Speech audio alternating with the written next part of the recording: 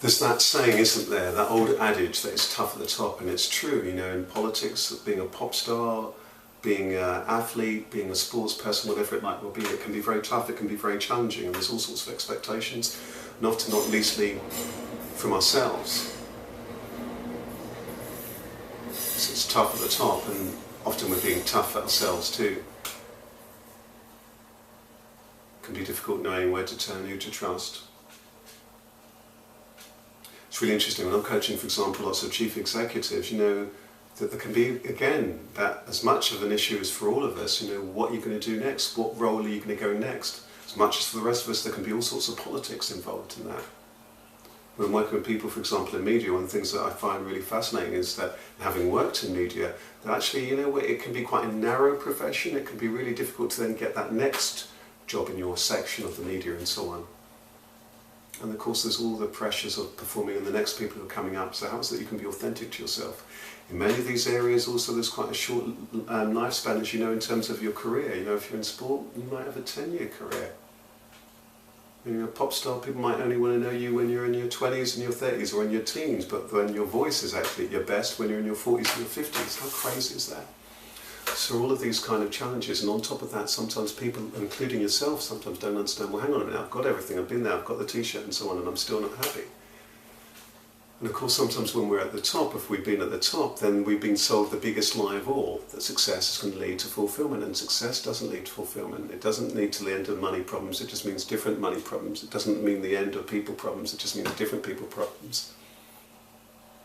So it can be very, very, very challenging. I think on top of this, sometimes the starting point is actually my invitation when I'm working with anybody who's achieved success is to give yourself credit for who you are and what it is you've already done.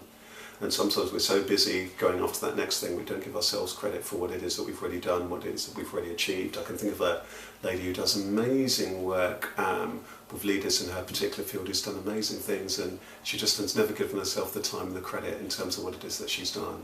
It's really important that if you are in any kind of field, particularly if you're in sport, you're running your own race and you know why you're running that race. I've seen athletes and I'm wondering, you know, who are you running this race for? Do you know what this is about? You've got to be running it for you. You might be running it for other people too, but you've got to be running that race for you. Your confidence has got to be something that's based not on something which is unreliable. A lot of it's got to come from within.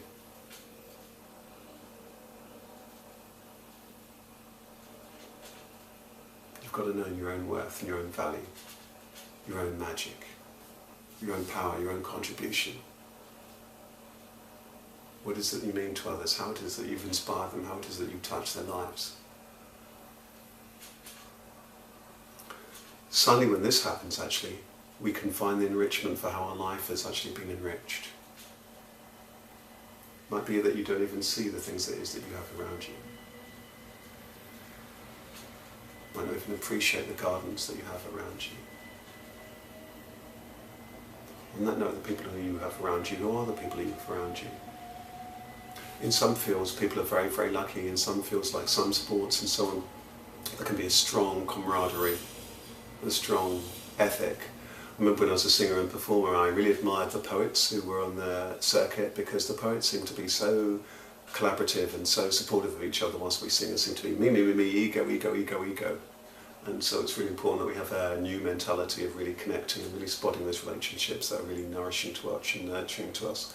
And therefore, it's easy to start that process when we actually know who we are and give ourselves credit and we embrace ourselves. So there's not a neediness, we really do appreciate who we are, our own magic, what it is that we bring to the table. So that's just a few thoughts for you if you're in the world of being at the top. And the last word I want to say is, you know, where is it you want to go through from now? What is it about for you? Are you wanting to scale things up, or are you wanting to scale it down? I remember being really admiring a chief executive I was working with. In fact, somebody ran their own business. He had built one successful business and he'd built another, and then now for him it was actually about him chilling out and spending more time with his family and doing what he wanted to do and finding new challenges. But sometimes it's actually a case of you wanting to take charge of your own career, or doing new things in your career, or opening up new opportunities and new possibilities. Really do give yourself the space to visualise that in the same way that you might visualise your performance on the pitch or when you're performing in the studio. give yourself that space, and that time, and that credit, and ensure that the people around you, build your own team. Build your own team with those people who it is that really do have your best interests at heart. Take care. Enjoy the journey.